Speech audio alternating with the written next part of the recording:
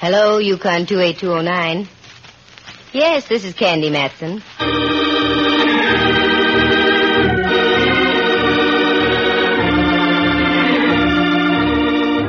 The National Broadcasting Company presents Candy Matson, Yukon 28209. Just a moment. Oh, people can barge in on you at the... Now, where's that... Oh, it's better than nothing. Wait a second. Hi, Candy. Well, Millard, my favorite foot flap. You caught me at the wrong time. Depends on your viewpoint. Shall I leave? No, come on in. What brings you up to telegraph you, Millard, dear? You? An interesting subject. Care for a drink? No, I'm on duty. You mean I'm being honored with an official call? Sort of. In that case, you can leave. No, seriously, Candy. You can help me if you will. Well, the mountain coming to the mountain. Oh, you're not so large. Now you can leave. Only kidding. Here's a pitch. An acquaintance of mine, Gordon Ayers, has a little problem on his hands. He needs your help. What is this? Oh, don't get excited, Candy. He's an insurance adjuster for an aviation outfit here in San Francisco. A couple of months ago, a guy and his wife took off in a private plane from one of those little airports down the peninsula and crashed. She burned to death. Ayers investigated and okayed the claim. A rather fancy amount. But his company doesn't like it. They don't think the crash was legit. It gets interesting. He has to prove he was right. He came to me. He wanted us to verify the facts. But we're the San Francisco police, and that's out of our jurisdiction. So? So, I mentioned you. Oh. He wants to meet you and have a little talk. If you can get the guy out of the soup, there's a nice little hunk of cabbage in it for you. Millard, I'll take it, but there's something phony. Well, how do you mean, Candy? This is the first time you've ever given me a helping hand in my private eyeing. Could be there's a reason. Could be a reason why I'm going to take the case, too. Must be the rabbit in me. I love to nibble on large hunks of cabbage.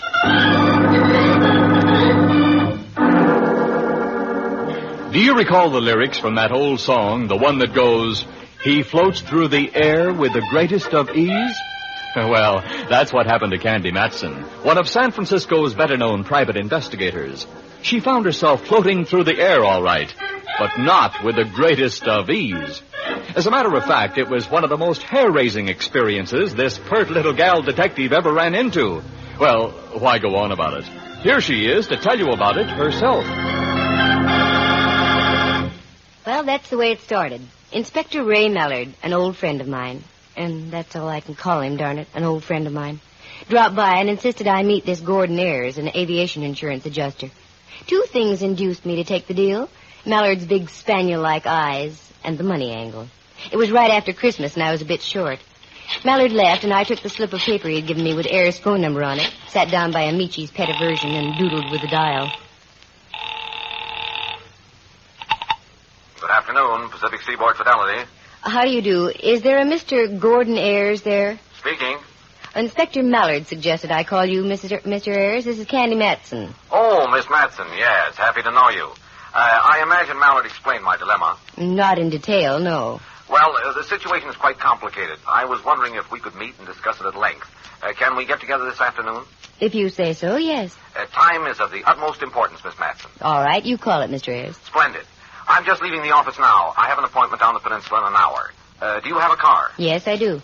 Could you meet me at the San Mateo Airport? Cranston Flying Service. That's okay. About an hour and a half? Hour and a half. Fine. Goodbye, Miss Matson. This I didn't like. Already I was money in the hole. San Mateo Airport. Right on the water next to Bay Meadows, separated by the highway and a couple of salt marshes. Why should I have to meet the guy down there? Oh, me. Well, I drove down to the San Mateo Airport, found the Cranston Flying Service building, and got out of the car and waited. It was a nice afternoon, so I stood watching some of the planes take off and land.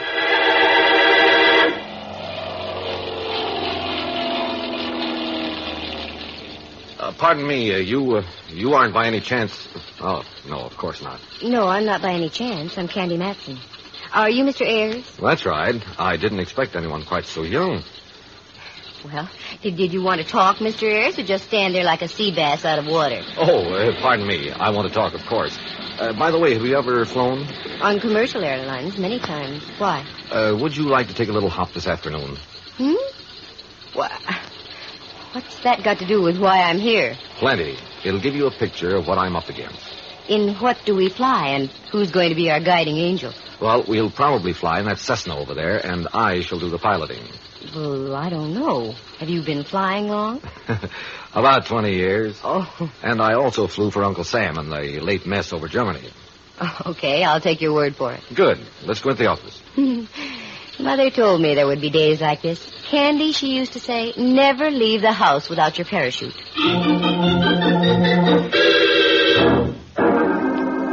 We slipped through some prop wash, and I displayed a bit of silk that didn't belong to a parachute. Then into the building that housed the Cranston office. It was typical. A glass-topped counter with various flying trophies hung about the walls. Old propellers, silver cups, pictures of planes, and assorted certificates. Ayres plopped his wallet on the counter, and the chap proceeded to check him out. We went out onto the field and climbed into the plane. Then Ayres gunned the motor, and we were taking off.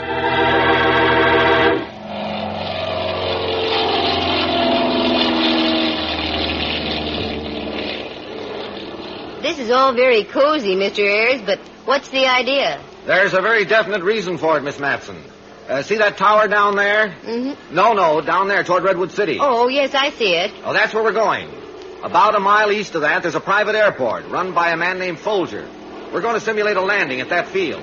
Well, I'm still not with it. I want you to notice all the physical qualities of that field as we come in for a landing. Notice the boundaries, the hazards, and the amount of free space a plane has, especially a light plane. You make me feel like a latter-day Nellie Bly. Okay, Mr. Ayres, let's go. I'll watch. Fascinated as I am by flying, I started looking around. The lower end of the bay on our left, the skyline to our right, and the bustling peninsula directly beneath us. I was shocked out of my reverie when the plane turned on its side and we cut sharply to our right and out over the bay. I thought Ayres had lost control of the ship, but no, it was just a routine bank. Then another bank right, and we were nosing in toward an airfield down and in front of us. Did I startle you? A little. It's all right now that I know we're not playing tag with gravity. I'm going to cut the throttle now and nose in for a fake landing. I'm glad you told me. I'll know how to behave. Keep your eyes open, Miss Matson. Do you see any high-tension lines around the airport? No. Any fences, highways, or any other obstructions? No, I don't. Now, look, this is a normal landing. Mm-hmm. Now, if I were to sit the plane down here, I'd be about a mile from the waterfront. Then if I let the plane taxi the usual amount, I'd be up by those hangars. Any problems about that? None that I can see at the moment. Now, look carefully. You see anything at all? Anything? No. If I didn't know better, I'd say we were in the Sahara. Okay, then I'm going to give it the gun.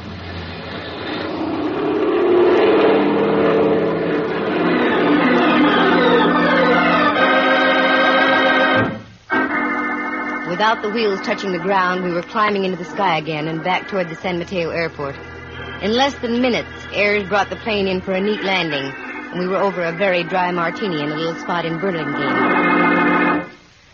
Okay, we've played charades long enough, Mr. Ayres. Cut me in on the plot. It's merely this. The man who owns that airport, Folger, was out flying with his wife one afternoon. Brand new plane. They came in for a normal landing. Just as we did. As far as I could figure out, the plane nosed over, caught fire. He escaped. His wife didn't. As the adjuster on the case, I voted straight accident and asked my company to pay the claim. They didn't like the idea. You know how insurance companies are, Miss Matson. Naturally, they have to be suspicious. But in this case, their fears are groundless. Mm-hmm.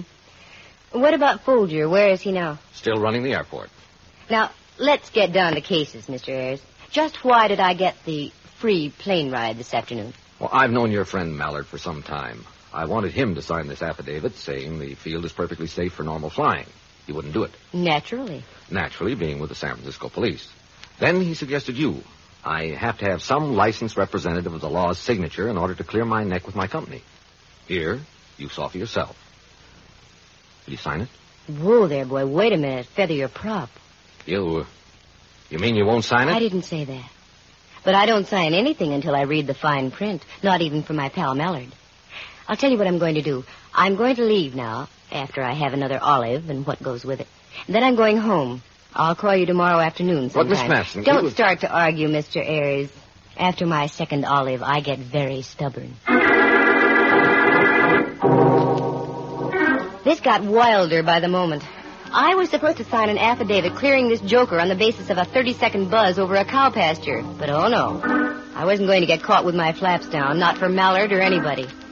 I drove home to my penthouse on Telegraph Hill, dished up a warm tub, some warm soup, and then some warm blankets, and blacked out for the night. In the morning, I drove over to California Street near Old St. Mary's. I wanted to see a good luck piece of mine, Rembrandt Watson. Rembrandt's a photographer and tops in his profession now that he's not supplying the rent for all the bistros on the Barbary Coast. Candy, my lily, greetings.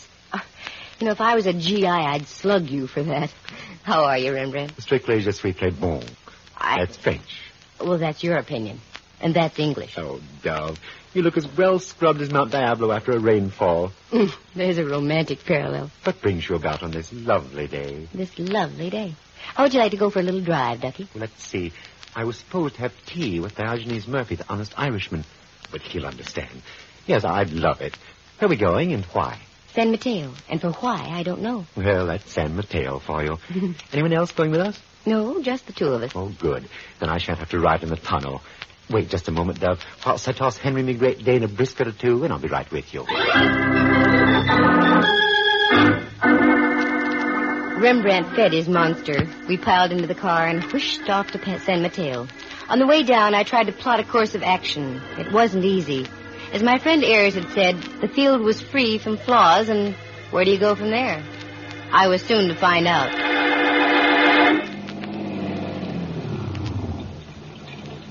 Is this our destination, Dove? That's right. Arid little spot, what? Yes. Reminds me of the recruiting posters I used to see for the Foreign Legion. Come on, Rembrandt. I want to see something. What, dear? The other side of this hangar over here. What's over there? The burnt fuselage of a plane. Candy girl, your sense of the macabre knows no bounds. Can't help it. This is business. Is that the one? I should imagine so. Quite a mess, isn't it? Ooh, what a horrible way to go. Look it over, Rembrandt. Anything strike you as strange? Wait a moment. Yes. Why are there tattered pieces of fabric on this side of the plane, and on the other, nothing but melted steel frame? Good point, Laddybuck. And another thing. Look inside the cabin there. The safety belt on the other side. Intact. So it is. And I should sign affidavits yet. Wait till I see that Mallard. Pardon me. Was there something you wanted? Oh, how do you do? You don't like his looks, dear. Did you want to ride? Is that why you're here? We have Cubs, Cessnas, just about anything. No, nothing like that. Then, what is it? I happen to own this airport, and I don't like people poking about. But the owner? Well, then you must be Mr. Folger. Why, yes. That's right. Who are you? Santa Claus. A little late. Come on, Mr. Folger. Let's go into your office. I'm sure we have a lot to talk about.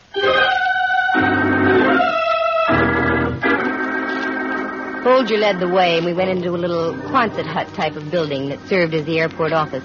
There were no trophies here, nothing but bareness.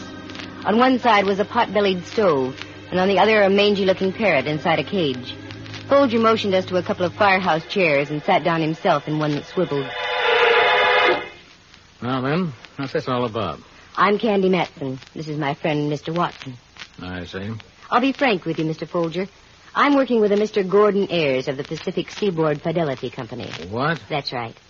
And they're holding up payment of your claim until Ayres can get a signed affidavit verifying his judgment. Fidelity! What in the world? Fidelity! Pay no attention, Miss Matson. That fool parrot picks up anything you say. I must admit this is somewhat of a shock. I thought it would be. Now, is there anything you can do to help me? Pictures, diagrams, anything like that? Yes, I have a complete file, including a newspaper photograph of the crash itself. May I see them? Newspaper! Quiet! Quiet, you idiot. Quiet, you idiot! Quiet, you idiot! Yes, you may see them. I keep them in my apartment in the city. If you'd care to drop by this evening, I'll show them to you. Good. Supposing you give me a call when you get in town.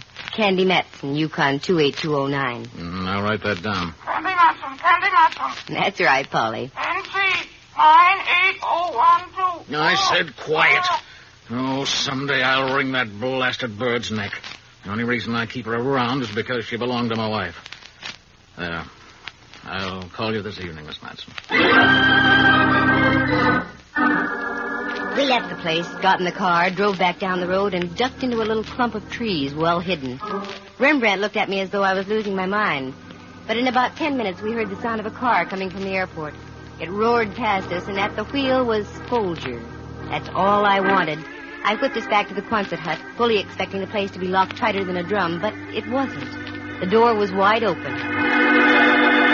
What's the idea, Candy? Well, I'm not sure, Rembrandt. It's just a hunch. That open door, though, means we're going to have to work fast. Work fast? At what? My telephone number is Yukon, not NC something or other. I've a sneaking idea that somewhere back in the dim recesses of that parrot's memory, I can get a key to this whole thing. Now, hello, Polly. Pretty Polly. Give me a pencil, Rembrandt. Pencil? Here. Thanks. Pretty Polly. Candy Matson, Yukon 28209. Pretty Polly. Candy Matson, Yukon 28209. Candy Matson, Candy Matson. NC. NC 98012. 98012, that's it. Thanks, Polly. Come on, Rembrandt, let's get gone with the wind. I left Rembrandt off at Diogenes Murphy's place on Van Ness Avenue and drove downtown. I ran into a present-day miracle by finding a place to park, then took the elevator up to the offices of the Pacific Seaboard Fidelity Company. I spotted Ayers' office and walked in. Well, Miss Matson, sit down, sit down. You're as good as your word. Thanks. Got anything for me? I may have, but first I want to know if you've got anything for me. Some little piece of information you've been holding out from your own company, for instance. I don't quite understand you, Miss Matson. I'll come to the point, then. How in the name of Kitty Hawk could you honestly pay a claim on that wreck at Folger's Airport? The plane was obviously burned only on one side, the passengers. And also, the passenger's safety belt was still intact, tightly fastened. You're a suspicious little thing, aren't you? Well, I'm like the insurance company. I made the same mistake myself. That fuselage you saw was a training plane. It cracked up on a routine flight. No one hurt. The plane in which Mrs. Folger was killed was sold for scrap a week after my formal investigation. Oh, well, looks like I pulled the trigger on the wrong target. Yeah, well, that's all right. As I said, I made the same mistake myself. However, I don't think it was advisable for you to go down there without consulting me first. Oh? Folger called me on the phone right after you left. You've given him a fine case of the jitters. Look, Mr. Ayers, I operate in my own manner. If I saw reason to give Folger's cow pasture the once-over, that's as it should be. And if that isn't agreeable to you, you can get another boy or girl. Oh, now, wait a moment. I'm sorry. No, you continue doing as you are. Good.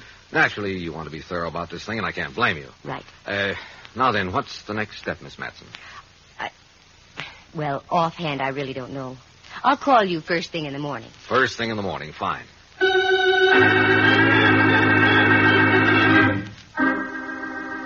I knew what the next step was, but I wasn't telling Ayers or anybody. This was more than just working for a commission. I felt I was onto something now, and I was going to follow through. I called a friend of mine at an aviation insurance brokerage and got enough night work to keep me going until next St. Swithin's Day. I took my material home and started in. It was a history of every fatal plane crash in the United States for the past 10 years. About 11, I fixed some coffee. About 2, I started to nod. Pinched my cheeks and snapped out of it. About 4, I had some more coffee. And at 7, just as the sky dawned, red streaked across the bay, I found what I wanted. Exactly what I wanted. It didn't tie together yet, not all of it. But the knot was now begun. It only needed a little tightening. I stretched out on the couch, set the alarm for 9, and woke up right on schedule. Once again, I got Ayers on the phone. Pacific Seaboard Fidelity, Ayers speaking. Good morning, Mr. Ayers. Candy Matson. Oh, good morning, Miss Matson. How do things look? Well, if you're referring to me, awful. I've been up all night. By the way, I wonder if we could make that flight again. Flight? Yes, over Folger's Airport. Only this time I'd like to make an actual landing. Oh, why, sure. That can be arranged. And I'd like Folger to come with us. I want him to describe just what happened as we go along. Oh, well, yes. This morning okay? The sooner the better. I'll call him right now. Have him get a plane ready. I'll meet you there about noon.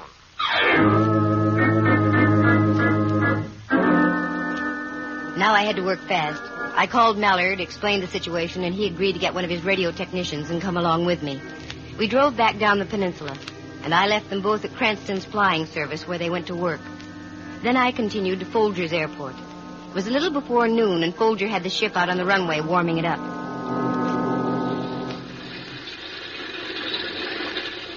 Hi there, Mr. Folger. Seen anything of Ayers? Yeah, he's in the office. He'll be right out. Come on, you can get in. Okay. Here comes Ayers now. Here, let me give you a hand. You can sit up front, and I'll sit back here. All right. Thank you. Right on time, I see, Miss Matson. Yes. Got the plane gas, Folger? Yeah, I'll sit. Well, I guess we can take off. Here we go.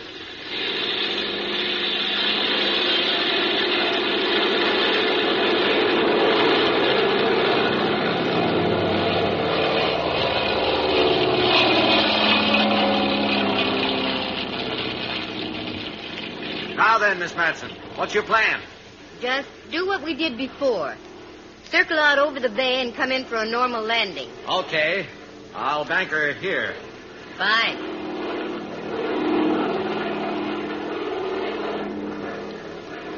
Now, is there any way for Folger to take the wheel? I beg your pardon? I said, is there any way for Folger to take the wheel? Oh, why, no, I don't think so. He's back there. That's because he can't fly, isn't that right? Isn't that right, Folger?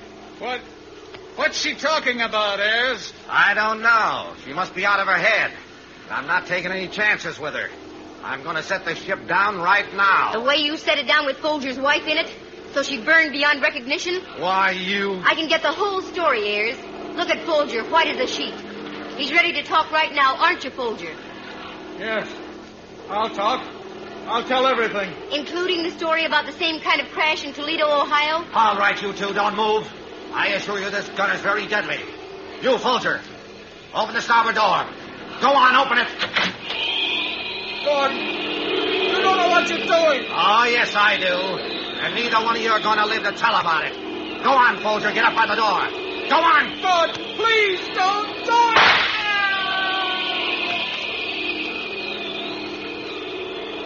What a fine rat you are, Ayers. You're next, Miss Matson.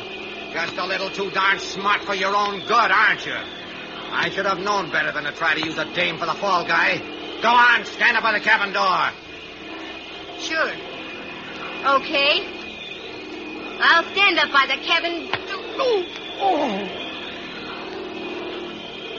Well, Candy girl, let's see you get yourself out of this one.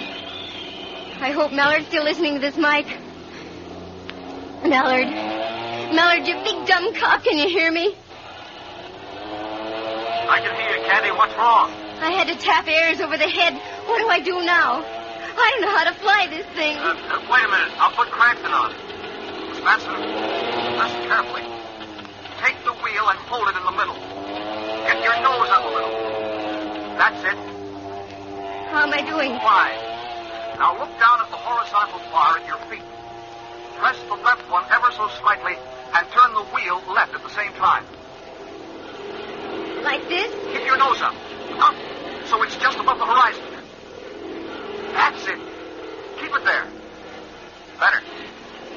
Now straighten both the bar and the wheel. Slowly. Slowly. I got it. Now you're headed towards San Mateo Airport.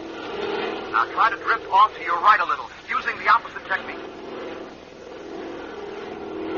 Better? You're doing fine. Hang on, Candy. You're going great. Now look for the protruding gadget on the right side of the dashboard. Right throttle. Push it in about a third of the way. I'm falling. Mallard, I'm falling. No, you're not. Just do as I say. You're coming in for a landing. Now don't move the wheel or the bars until I tell you to. Oh, the ground's coming up awfully fast. You're coming in just right. Now ready? Pull back the wheel just a little. No, not too much. That's it. Okay, Dal. Right her on in.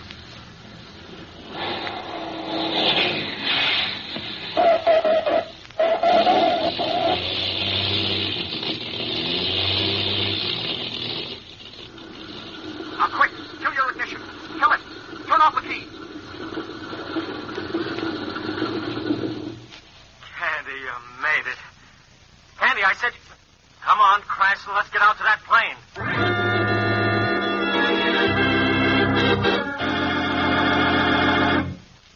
All right, kid?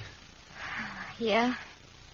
My knees feel like I did the conga from here to L.A., but otherwise I'm all right. The boys will take care of Ayers.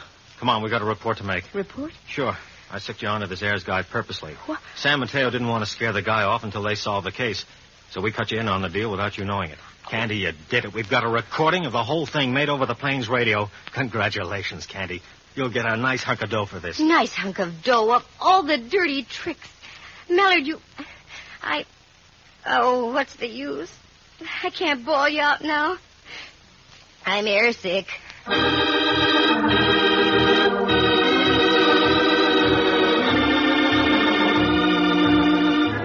It was a very slick deal. Ayers was a top-notch insurance boy. About 5 years ago, he met up with Folger. This was in Toledo, Ohio. Folger was married to a very wealthy gal, but couldn't get his hands on any of the money. Ayers hit upon a pretty little method of mayhem back there. He took out a license plate under Folger's name, fireproofed his half of the plane, also the passenger's safety belt. Then one fine day, he came in for a landing, deliberately pancaked the ship, left the motor running, and let the crate burn, with Folger's wife in it. They collected plenty. In those days, they had the names of Smith and Jones or something like that, and Ayers was the insurance adjuster.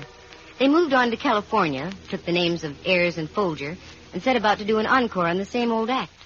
Folger met another wealthy gal, married her, and set himself up in the airport business. Ayers got himself a job with a San Francisco insurance outfit, and voila, they were ready for another crack-up.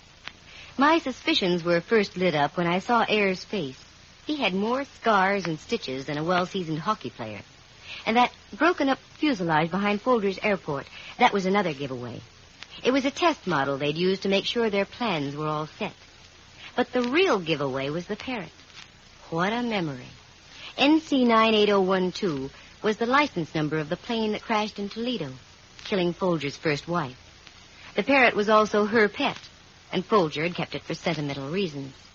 He shouldn't ought to have done it, though, because through the parrot I traced the whole thing. It was a nice one-time racket, but they should have quit before the police tripped them up. Oh, yes, Ayers was convicted. And Pacific Seaboard Fidelity rewarded me quite handsomely. But that Mallard, deliberately using me for bait. I got even with him, though.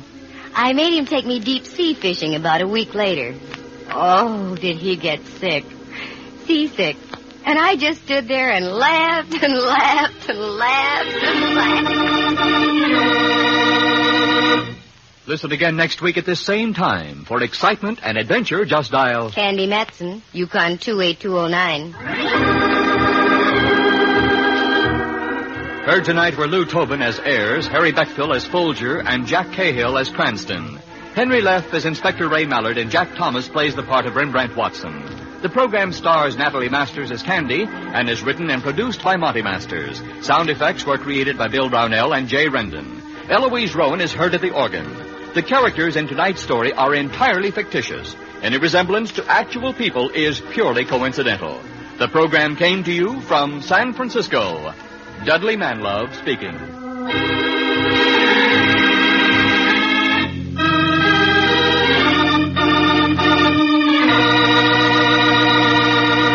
You are tuned for the stars on NBC.